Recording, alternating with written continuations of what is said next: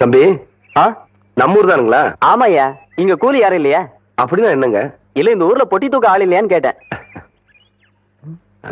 எத்தனை தருவீங்க? 10 ரூபா தரேன். 10 ரூபாவா? விடுறா அந்த துண்டை, விடுறா. அதையும் தூக்கி மேல வைங்க. எந்த இடத்துக்கு போகணுங்க? என் பின்னாடியே வாயா.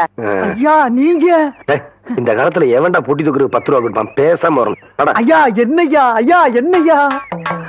ஐயா ஐயா